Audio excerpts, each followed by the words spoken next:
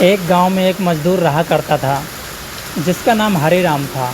उसके परिवार में कोई नहीं था। दिन भर अकेला मेहनत में लगा रहता था। दिल का बहुत ही दयालु और कर्मों का भी बहुत अच्छा था। मजदूर था इसलिए उसका भोजन उसे मजदूरी के बाद ही मिलता था।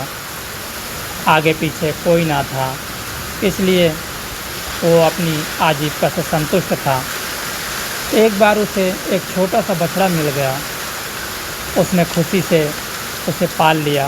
उसने सोचा आज तक वो अकेला था, अब वो इस बछड़े को अपने बेटे के जैसे पालेगा।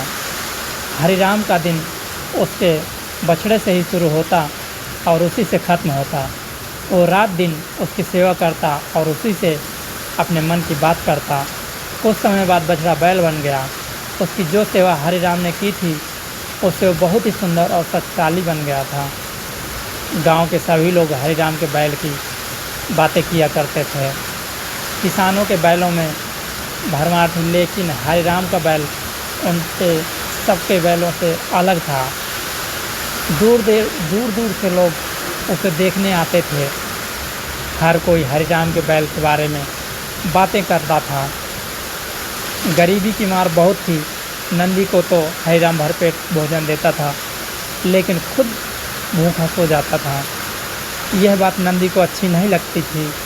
उसने हरिराम से कहा कि वो नगर के सेठ के पास जाए और शर्त रखे कि उसका बैल नंदी 100 गाड़ी खींच सकता है और शर्त के रूप में सेठ से 1000 मोहरें ले लेना।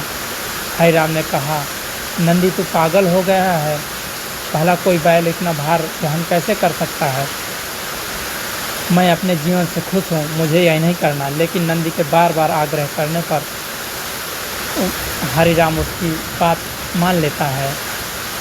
एक दिन डरते डरते हरिराम सेठ दीनदयाल के घर पहुँच जाता है। दीनदयाल ने उससे आने का कारण पूछा। तब हरिराम ने कहा, शर्त के बारे में बताया। सेठ जोर जोर से हंसने लगा। बोला, हरिराम, बैल के साथ रहकर क्या तुम्हारी मत भी बैल जैसी हो गई है? अगर शर्त हार गए तो 1000 मोहर के लिए तुम्हें अपनी झोपड़ी तक बेचनी पड़ेगी। यह सुनकर हरिराम और अधिक डर गया, लेकिन मुंह से निकली बात मुकर भी नहीं सकता था। शर्त का दिन तय किया गया और सेठ दीनदयाल ने पूरे गांव में ढोल पिटवा कर इस प्रतियोगिता के बारे में गांव वालों को खबर दे दी और सभी को यह अद्भुत नज़ारा देखने बुलाया। सभी खबर सुनने के बाद हरिराम को मजाक उड़ाने लगे और कहने लगे कि यह शर्त तो हरिराम ही हारेगा। यह सब सुनकर हरिराम को और अधिक डर लगने लगा और उससे नंदी से घृणा होने लगी। वो उसे कोसने लगा, बार बार उसे दोष देता और कहता कि कहाँ मैंने इस बैल को पाल लिया, मेरी अच्छी भली कट रही थी, इसके कारण सर की छत से भी जाऊंगा और लोगों की थू थू होगी वो अलग। अब हरिराम को नंदी बिल्कुल भी रास नहीं आ रहा था। वह दिन आ गया जिस दिन प्रतियोगिता होनी थी। 100 माल से भारी गाड़ियों के आगे नंदी को जोता गया और गाड़ी पर खुद हरिराम बैठा। सभी गांव वाले यह नज़ारा देख हंस रहे थे और हरिराम को बुरा भला कह रहे थे।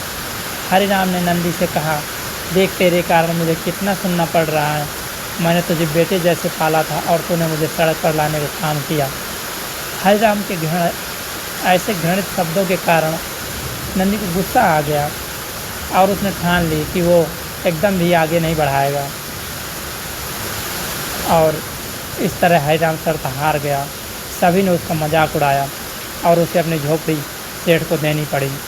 अब हरिराम नंदी के साथ मंदिर के बाहर खड़ा हुआ था और नंदी के सामने रो रो कर उसे कोस रहा था। उसकी बातें सुन नंदी को सहा नहीं गया और उसने कहा, बाबा हरिराम, यह सब तुम्हारे कारण हुआ। यह सुन हरिराम चौंक गए। उसने गुस्से में पूछा कि मैंने क्या किया है?